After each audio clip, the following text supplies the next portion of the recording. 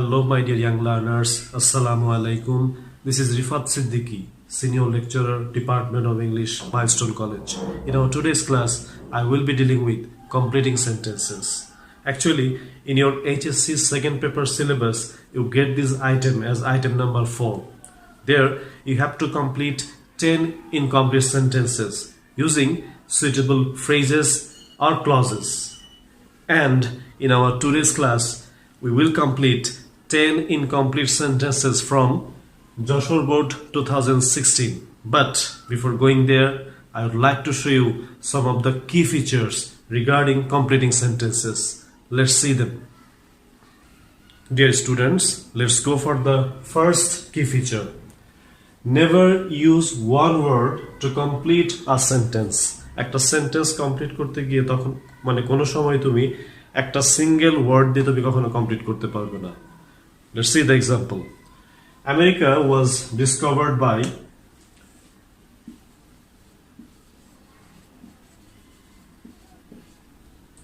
Columbus.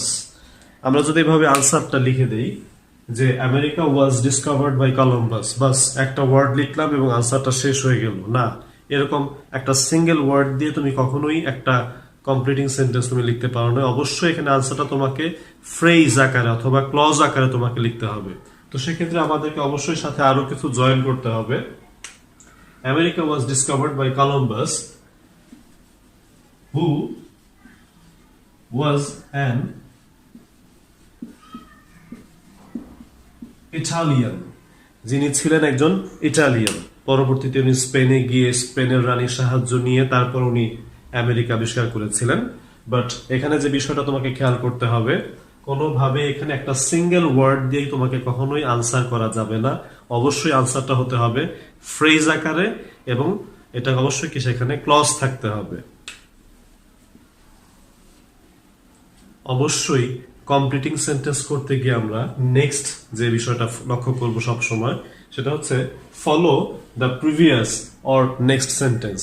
সবসময় আমরা খেয়াল করব কমপ্লিটিং সেন্টেন্স কিন্তু একটা সিকোয়েন্স মেনটেন করে দেওয়া হয়। দ্যাট মিনস একটা ঘটনার ধারাবাহিকতা সেখানে সব সময় থাকে।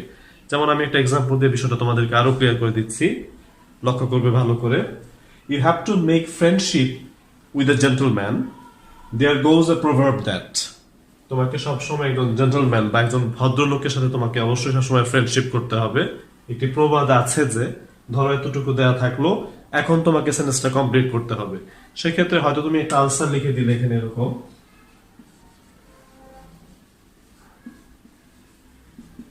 honesty is the best policy. নিঃসন্দেহে এটা একটি প্রভার্ব বা একটি প্রভার্বিয়াল সেন্টেন্স, কিন্তু এর আগের যে সেন্টেন্সটা ছিল you have to make friendship with a gentleman, এর সাথে কিন্তু এই অংশটা কোনোভাবেই যাচ্ছে না। সুতরাং তোমাকে অবশ্যই এখানে যে কাজটা করতে হবে সেটা হচ্ছে এই যে আগের যে সেন্টেন্সটা রয়েছে তার সাথে মিলে যায়, এর সাথে যাতে মানে অবশ্যই মিল থাকে এমন একটা সেন্টেন্স তোমাকে লিখতে হবে। সেক্ষেত্রে যেমন এখানে আমরা একটা সেন্টেন্স লিখতে পারি এরকম, there goes a proverb that a man is known by the company he keeps. এবার তুমি নিশ্চয়ই খেয়াল করছো এখানে আমরা সেন্টেন্সটা আবার শুরু থেকে দেখছি। You have to make friendship with a gentleman. There goes a proverb that একটি প্রবাদ আছে যে a man is known by the company he keeps. একটা মানুষকে তার সঙ্গ দেখে তাকে চেনা যায়। তাহলে এবার যদি আমরা সেন্টেন্সটা আরেকবার শুরু থেকে রিভিউ করি, you have to make friendship with a gentleman. There goes a proverb that একটি প্রবাদ আছে যে honesty is the best policy. এটা কিন্তু এখানে কোনোভাবে এখানে এর সাথে যাচ্ছে না। বাট আমি যদি এখন আনসারটা এটা লিখি, a man is known by the company he keeps, তাহলে কিন্তু আনসারটা পুরোপুরি এই লাইনটার সাথে এখন পুরোপুরি মিলে যাচ্ছে। সুতরাং তুমি যখন কমপ্লিটিং সেন্টেন্সের আনসার করবে অবশ্যই প্রথমে যে একটি সেন্টেন্স এখানে দেয়া থাকবে সেটি তো ভালো করে দেখবেই। অনেক সময় তারপরেও কিন্তু অনেক সেন্টেন্স দেওয়া থাকে, সুতরাং অবশ্যই এই ক্লু সেন্টেন্সগুলো ভালো করে খেয়াল করে তারপর তোমাকে আনসার করতে হবে। কমপ্লিটিং সেন্টেন্স করতে গিয়ে আমরা প্রায়ই একটা সমস্যার সম্মুখীন হই, এবং সেটা হচ্ছে আনসার প্যাটার্ন নিয়ে। আনসারটা কিভাবে করবে স্টুডেন্টরা, এটা নিয়ে প্রায় তাদের মধ্যে একটা কনফিউশন দেখা দেয়, এবং আশা করব একটু দেখলে এই কনফিউশনটা তোমার আর থাকবে না। তাহলে চলো আমরা বিষয়টা ভালো করে একবার দেখে নিই। এখানে আমি প্রথমে একটা প্রশ্ন এখানে দিয়েছি, ইট ইজ হাই টাইম। পরীক্ষায় হয়তো প্রশ্নে এইটুকু অংশ দেয়া থাকে, অনেক সময় আমরা দেখতে পাই অনেকে শুধুমাত্র আনসারটুক উই লেফট দ্য প্লেস, যেহেতু ইট ইজ হাই টাইম থাকলে এরপর সাবজেক্ট বসে এবং সাবজেক্টের পরে ভার্বের পাস্ট ফর্ম বসে। অবশ্যই আনসারটুকু এখানে ঠিকই আছে, শুধুমাত্র আনসারটুকু এখানে লিখে দিয়ে দেয়। কিন্তু এভাবে লেখা কিন্তু কোনোভাবে উচিত নয়। তোমাকে যেভাবে আনসারটা লিখতে হবে সেটা হচ্ছে যে প্রশ্নটা দেওয়া থাকবে সেটুকু তুমি তুলবে, তারপর তুমি আনসারটা লিখে আন্ডারলাইন করে দিবে। তবে অ্যাটলিস্ট যেই অংশটাতে অথবা যেই সেন্টেন্সটাতে গ্যাপ দেওয়া থাকবে সেই সেন্টেন্সটা তোমাকে অবশ্যই লিখতে হবে। এখানে লিখে তারপর আনসারটা লিখে তারপর নিচে আন্ডারলাইন করে তারপর তুমি প্রেজেন্ট করবে, এবং কোনোভাবেই শুধুমাত্র আনসারটা দিয়ে দেবে না। এটা কিন্তু অনেকেই ভুলটা করে থাকে, এবং আমরা 1 2 3 যে আমরা 3টা কি ফিচার দেখলাম, এই 3টা কি ফিচার্স গুলো ভালো করে ফলো করলে আশা করি ইনশাল্লাহ এই কমপ্লিটিং সেন্টেন্সটা তোমার খুব একটা প্রবলেম হবে না। এখন এই মুহূর্তে আমরা আমাদের আজকের যেটা আমাদেরকে কমপ্লিট করতে হবে, যশোর বোর্ড 2016 সালের বোর্ড কোশ্চেনটা, এই মুহূর্তে আমরা এখন সেটা সলভ করব। তাহলে চলো আমরা শুরু করে দিই। এই মুহূর্তে আমরা যশোর বোর্ড 2016 সালের প্রথম যে প্রশ্নটা রয়েছে সেটার সামনে আমরা রয়েছি। তাহলে চলো এট ফার্স্ট আমরা প্রথম প্রশ্নটা ফার্স্ট একটু দেখে নিই। নাম্বার এ যেটা রয়েছে, geometry is very much confusing to Zillu. জিল্লুরের কাছে জিওমেট্রি বা জ্যামিতি সাবজেক্টটা খুবই কনফিউজিং বা খুবই ওর কাছে প্রবলেমেটিক বা ডিফিকাল্ট মনে হয়। হি প্র্যাকটিসেস জিওমেট্রি আ লট। সে জিওমেট্রিটা খুব প্র্যাকটিস করে, সো দ্যাট যাতে করে।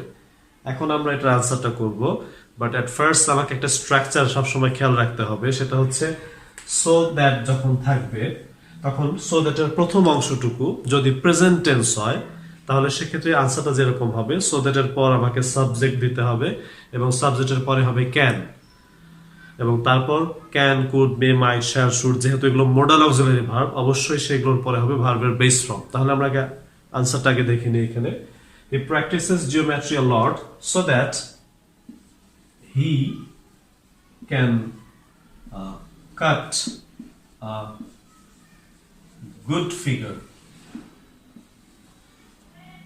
so that he can cut a good figure in the exam, যাতে সে পরীক্ষায় একটি ভালো নম্বর পেতে পারে। so that he can cut a good figure in the exam, যাতে সে পরীক্ষায় একটি ভালো নম্বর পেতে পারে। এবং অবশ্যই আনসারটা লিখে এভাবে আন্ডারলাইন করে দিতে হবে। তার মানে আমি স্ট্রাকচারটা আবার বলছি, আমরা যখন so that যুক্ত কোনো সেন্টেন্স পাবো, so that এর প্রথম অংশটুকু, যেমন he practices geometry a lot, practices যেহেতু he third person singular number, সেহেতু এখানে ভার্বের শেষে এস হয়েছে। এই বিষয়টা সবসময় তোমাদেরকে মাথায় রাখতে হবে যে এখানে স্ট্রাকচারটা ফলো না করলে কিন্তু কোনো সময় তুমি এখানে এই আইটেমটাতে ভালো করতে পারবে না। এবং যেহেতু এই অংশটুকু প্রেজেন্ট ইনডেফিনিট টেন্সে রয়েছে বা প্রেজেন্ট টেন্সে রয়েছে, সেই কারণে এখানে সো দ্যাটের পর তোমাকে প্রথমে একটি সাবজেক্ট এবং সেই সাবজেক্টের পর ক্যান অথবা ক্যান নট, যেটার সাথে দিলে সেন্টেন্সটা ম্যাচ করবে সেটা তোমাকে দিতে হবে। এবং এরপর অবশ্যই এখানে একটা ভার্বের বেস ফর্ম হবে, যেহেতু এখানে ক্যান মডাল অক্সিলারি ভার্ব রয়েছে, তারপর সেন্টেন্সটাকে তোমার মতন করে সাজাতে হবে। এটা ছাড়া আমরা চাইলে আরো আনসার লিখতে পারি, so that he can master the subject, এরকম একটা আনসার আমরা চাইলে লিখতে পারি। অনেকভাবে তুমি চাইলে আনসারটা লিখতে পারো, বাট এখানে বেসিক যে স্ট্রাকচারটা রয়েছে সেটা থেকে তুমি কোনোভাবে সরে আসতে পারবে না, সেটা তোমাকে সব সময় একই রকম রাখতে হবে। আমরা এবার নেক্সটটা দেখব। এই মুহূর্তে আমরা নাম্বার বি বা সেকেন্ড আনসারটি দেখতে যাচ্ছি। এট ফার্স্ট আমরা প্রশ্নটাকে ভালো করে একটু পড়ে নেব। I could not recognize you at first. আমি তোমাকে প্রথমে চিনতে পারিনি। It was 5 years since we, তারপর ড্যাশ। এখানে তোমাকে আনসারটা করবার সময় আমরা স্ট্রাকচারটাকে ভালো করে একবার দেখে নিই। সিন্স, এটার দিকে আমরা খুব ভালো করে খেয়াল করব। যখন দুটো ক্লজের মাঝখানে এরকম সিন্স থাকবে, তখন এর প্রথম অংশটুকু যদি প্রেজেন্ট টেন্স থাকে তাহলে সিন্সের পরের অংশটুকু হবে পাস্ট ইনডিফিনিট টেন্স, আর সিন্সের প্রথম অংশটুকু যদি সিন্সের আগের প্রথম অংশটুকু যদি পাস্ট টেন্সে থাকে তাহলে এর পরের অংশটুকু হবে পাস্ট পারফেক্ট টেন্স। যেমন এখানে আমরা খেয়াল করছি, এখন ইট ওয়াজ 5 years, দ্যাট মিন্স এটা কিন্তু এখানে পাস্ট টেন্সে রয়েছে, সুতরাং আমরা সিন্সের পরের অংশটুকু দেব পাস্ট পারফেক্ট টেন্স। বাট প্রথম অংশটুকু যদি প্রেজেন্ট টেন্স থাকতো, যেমন এখানে যদি থাকতো এরকম ইট ইজ 5 years, তাহলে আমরা এখানে দিতাম past indefinite tense. At first আমরা আনসারটাকে করে নিই এখানে। ইট ওয়াজ 5 years since we had met last, আমাদের সাথে শেষ দেখা হয়েছিল ইট ওয়াজ 5 years, 5 বছর আগে। বাট এখানে যদি এখন এখানে প্রেজেন্ট টেন্স থাকতো ইট ইজ 5 years since, তখন আমি লিখতাম আনসারটা we met last.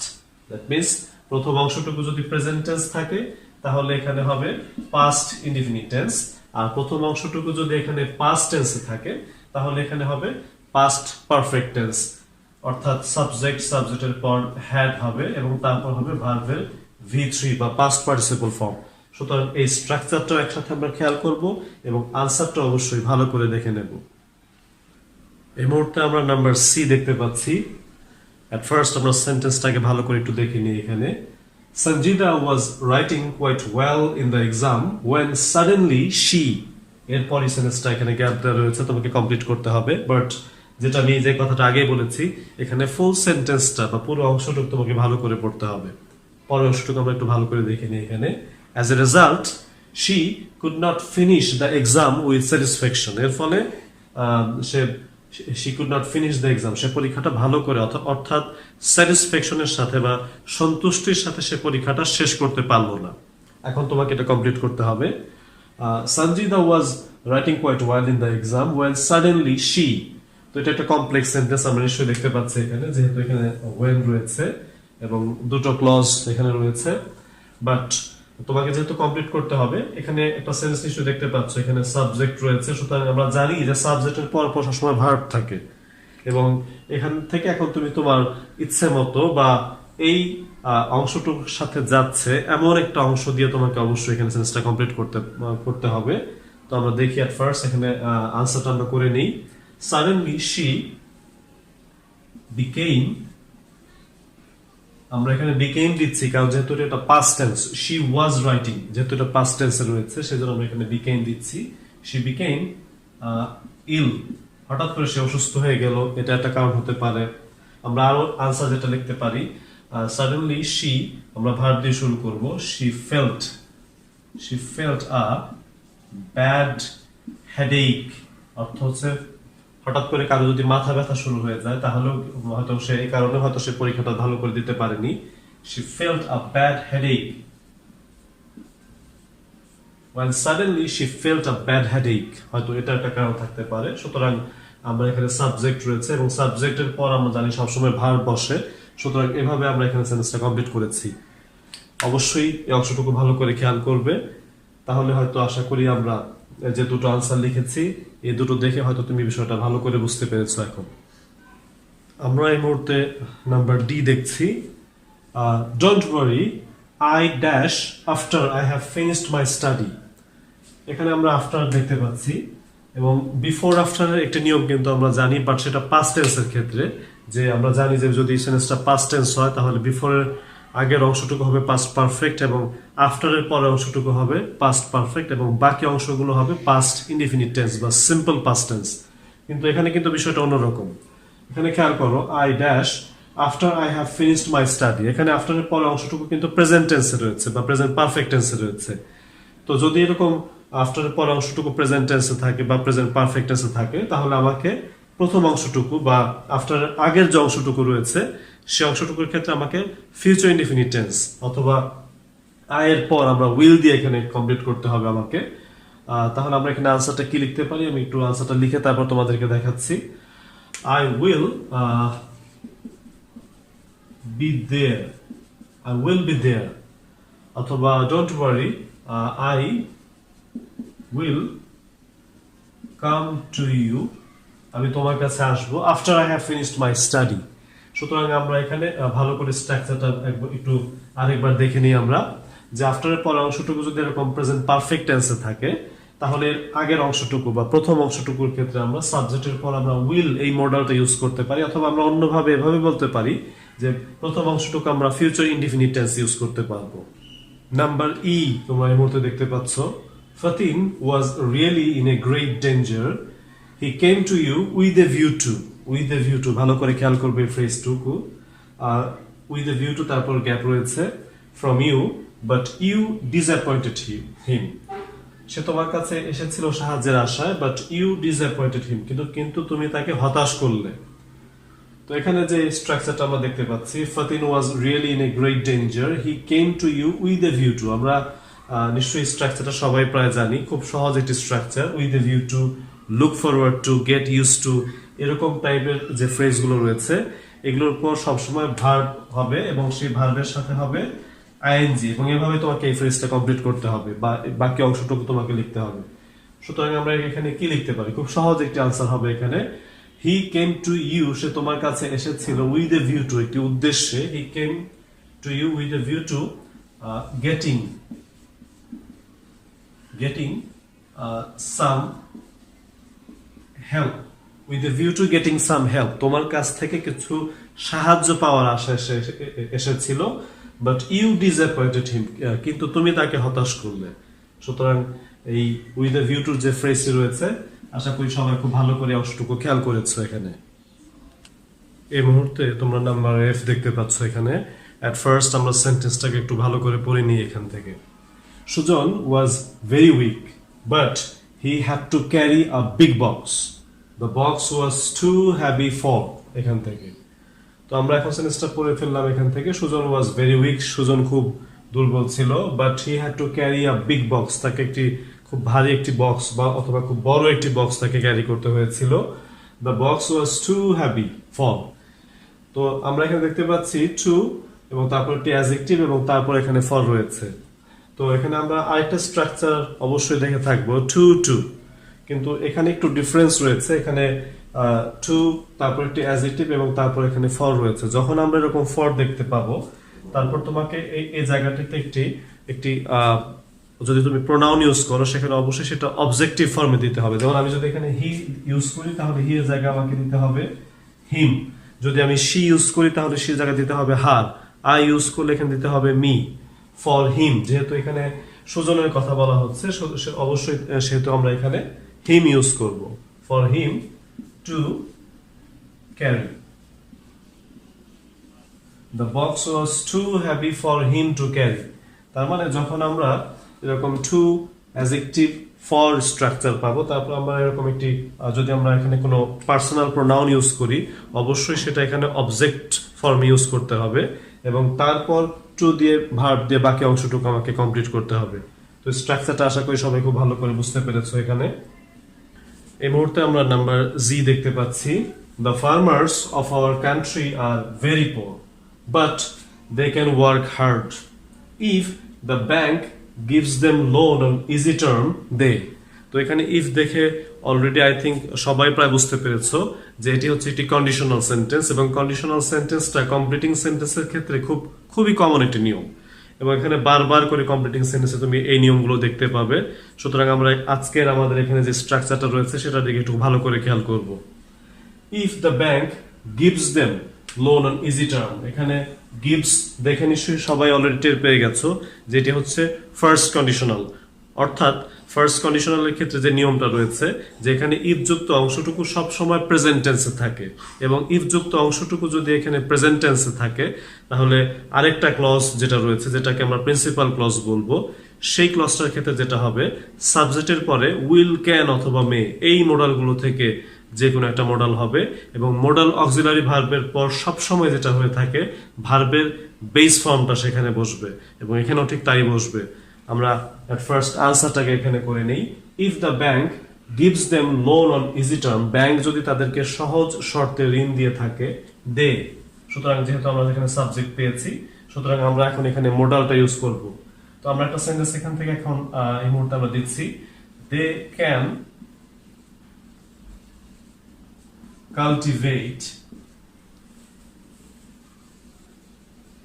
good crops if the bank gives them loan on easy term, bank যদি তাদেরকে সহজ শর্তে ঋণ দিয়ে থাকে, they can cultivate good crops, তাহলে হয়তো তারা ভালো শস্য তারা উৎপাদন করতে পারে। আমরা আরো আনসার এখানে লিখতে পারি, আমরা আরো লিখতে পারি they will be able to change their lot, তারা হয়তো তাদের ভাগ্যটাকে পরিবর্তন করতে পারে। সুতরাং ফার্স্ট কন্ডিশনাল সেন্টেন্সের যে স্ট্রাকচারটা রয়েছে এটা এই মুহূর্তে আমরা খেয়াল করলাম, বাট শুধু ফার্স্ট কন্ডিশনাল সেন্টেন্স নয়, কন্ডিশনাল সেন্টেন্সের আরো যে স্ট্রাকচার গুলো রয়েছে প্রত্যেকটা স্ট্রাকচার তোমাকে খুব ভালো করে খেয়াল করতে হবে। নাম্বার 8, এবার load shedding occurs because we cannot produce adequate electricity. Load shedding বা পাওয়ার ফেল যখন হয় বা ইলেকট্রিসিটি যখন চলে যায় সেটা ঘটে কারণ আমরা প্রডিউস করতে পারি না বা আমরা উৎপাদন করতে পারি না এডুকুয়েট মানে হচ্ছে পর্যাপ্ত এডুকুয়েট ইলেকট্রিসিটি বা পর্যাপ্ত পরিমাণে বিদ্যুৎ যখন আমরা উৎপাদন করতে পারি না তখনই লোডশেডিং হয় বা ঘটে থাকে। It is high time it is high time খুবই কমন এবং খুব সহজ একটি নিয়ম। It is high time, it is time, এগুলো থাকলে যে স্ট্রাকচারটা আমাদেরকে ফলো করতে হবে সেই স্ট্রাকচারটা হচ্ছে এরকম। ইট ইজ টাইম বা ইট ইজ হাই টাইম থাকলে তারপর একটি সাবজেক্ট থাকবে এবং তারপর তোমাকে ভার্বের পাস্ট ফর্ম দিতে হবে এবং এরপর তোমাকে ভার্বের পাস্ট ফর্ম বা V2 দিয়ে সেন্টেন্স লিখতে হবে। তো তাহলে চলো আমরা আনসারটা করে ফেলি এখন। ইট ইজ হাই টাইম আমরা আগের যে প্রিভিয়াস যে সেন্টেন্সটা রয়েছে অবশ্যই সেটা ফলো করে আমরা আনসারটা লিখবো এখানে। It is high time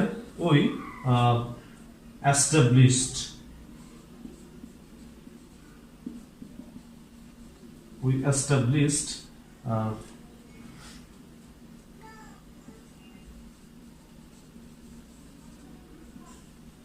enough power plants. It is high time we established enough power plants. অথবা it is high time we set up enough power plants. সুতরাং এখানে অনেক আনসার আমরা লিখতে পারবো, বাট বেসিক যে স্ট্রাকচারটা রয়েছে it is time, it is high time, এটা থাকলে এরপর সাবজেক্ট বসবে এবং তারপরই বসবে ভার্বের পাস্ট ফর্ম এবং তারপর বাকি অংশটুকু দিয়ে আমাদেরকে সেন্টেন্সটা কমপ্লিট করতে হবে। নাম্বার I যে সেন্টেন্সটা আমরা দেখতে পাচ্ছি, I requested him to join me in playing cricket. He joined me. তো এই অংশটাতে হি জয়েন্ট মি আমাদেরকে যেটা এই মুহূর্তে কমপ্লিট করতে হবে, কোনো কনভেনশনাল স্ট্রাকচারের ভিতর ঠিক এটা পড়ছে না, বাট এখানে একটা ক্লজ দিয়ে দেওয়া আছে হি জয়েন্ট মি। এখন এখানে বাকি একটা অংশ হয়তো একটা ফ্রেজ হতে পারে বা একটা ক্লজ দিয়ে আমাকে এটা কমপ্লিট করতে হবে এবং এক্ষেত্রে কিন্তু আমাদের অনেক অপশন রয়েছে এবং আমরা মিনিংফুল সেন্টেন্সটাকে একটা মিনিংফুল সেন্টেন্স তৈরি করার জন্য যা যা প্রয়োজন তার সবই এখানে করতে পারবো। তো আমরা ট্রাই করছি একটা সেন্টেন্স এখানে কমপ্লিট করার জন্য। He joined me after completing his studies. আমরা যেমন এমন একটা আনসার লিখতে পারি, he joined me after completing his studies. তার লেখাপড়া শেষ করার পর সে আমার সাথে ক্রিকেট খেলায় জয়েন করলো, এটা যেমন একটা আনসার দিতে পারি। আরো যেমন আমরা লিখতে পারি he joined me despite his unwillingness. তার অনিচ্ছা সত্ত্বেও সে আমার সাথে আমার যে ক্রিকেট খেলা সেখানে সে জয়েন করলো। এরকম অনেক ধরনের আনসার আমরা লিখতে পারি। যেহেতু এখানে কোনো কনভেনশনাল স্ট্রাকচারের ভিতর যেহেতু এটা পড়ছে না, সুতরাং তোমার এখানে অনেক সুযোগ রয়েছে এবং পরীক্ষাতে সবগুলো যে শুধুমাত্র খুব কমন স্ট্রাকচারগুলো আসবে তা কিন্তু নয়, অবশ্যই মাঝে মাঝে এমন ধরনের স্ট্রাকচারও আসবে। সেক্ষেত্রে তোমাকে এগুলো প্র্যাকটিস করে করে তোমাকে এই টাইপের সেন্টেন্সগুলো আরো বেশি করে তোমাকে প্র্যাকটিস করতে হবে এবং আস্তে আস্তে ইনশাল্লাহ এই টাইপের সেন্টেন্সগুলো তুমি কমপ্লিট করতে পারবে। এই মুহূর্তে আমরা যশোর বোর্ড 2016 সালের শেষ যে প্রশ্নটা রয়েছে নাম্বার জেতে আমরা চলে এসেছি। He tried his best to get the job but he could not get it. সে তার সর্বোচ্চ চেষ্টা করেছিল সেই চাকরিটা পাওয়ার জন্য, কিন্তু সে চাকরিটা পায়নি। Had he got the job he would. তো had he got the job এটা হচ্ছে থার্ড কন্ডিশনাল সেন্টেন্সের একটি এক্সাম্পল। আমরা অলরেডি আজকের এই প্রশ্ন থেকে আমরা অলরেডি ফার্স্ট কন্ডিশনাল সেন্টেন্সের একটি এক্সাম্পল আমরা দেখেছি এবং দেখতে দেখতে আমরা শেষ পর্যায়ে এসে আরেকটি থার্ড কন্ডিশনাল সেন্টেন্সের একটি এক্সাম্পল পেয়েছি। যদিও আমরা সাধারণত কন্ডিশনাল সেন্টেন্স মানে আমরা মনে করি সবগুলো সেন্টেন্স শুরু হবে ইফ দিয়ে, কিন্তু কোনো কোনো সময় কিন্তু একটু ব্যতিক্রম কিছু এক্সেপশনাল কিছু সেন্টেন্সও হয়ে থাকে কন্ডিশনাল সেন্টেন্সের ক্ষেত্রে। যেমন এখানে এই এক্সাম্পলটার ক্ষেত্রে আমরা বলতে পারি had he got the job. এই সেন্টেন্সটা কিন্তু এমন ভাবে আসতে পারতো হয়তো এক্সামের সময় if he had got the job. অনেক সময় আমরা পরীক্ষাতে এভাবে দেখতে পাই যে had he got the job এটার পরিবর্তে হয়তো if he had got the job, এটা হয়তো এভাবেও লেখাটা হতে পারতো। তো এটাও যেমন হয়ে থাকে, আবার অনেক সময় ভাইস ভার্সা, দ্যাট মিনস এভাবে এসে থাকে বিষয়টা, had he got the job, but আনসারটা সবসময় একই রকম হবে। অর্থাৎ এই অংশটুকু যদি পাস্ট পারফেক্ট টেন্স হয়ে থাকে, অর্থাৎ ইফ যুক্ত অংশটুকু, যে সাবঅর্ডিনেট যে ক্লজটা রয়েছে সেই অংশটুকু যদি পাস্ট পারফেক্ট টেন্স হয়ে থাকে, তাহলে নেক্সট যে অংশটা রয়েছে বা প্রিন্সিপাল যে ক্লজটা রয়েছে সেখানে যেটা হবে, সাবজেক্ট হবে প্রথমে, এখানে সাবজেক্টটা দেওয়াই আছে, এবং সেই সাবজেক্টের পরে উড হ্যাভ, কুড হ্যাভ অথবা might have, would have, could have অথবা মাইট হ্যাভ, এই তিনটা থেকে যে কোনো একটা হবে। বাট আমাদের এখানে উড দিয়ে দেওয়া আছে, সুতরাং আমি শুধু এখানে জয়েন করব হ্যাভ, এবং তারপর যেটা করতে হবে, আমাকে ভার্বের V3 বা পাস্ট পার্টিসিপল ফর্ম ইউজ করতে হবে। আমরা জানি হ্যাভ, হ্যাজ, হ্যাড অথবা হ্যাভিং, এগুলোর পর সব সময় ভার্বের পাস্ট পার্টিসিপল ফর্ম বসে। সুতরাং আমরা এইভাবে একটা সেন্টেন্স এখন কমপ্লিট করব। Had he got the job, he would have lead a better life.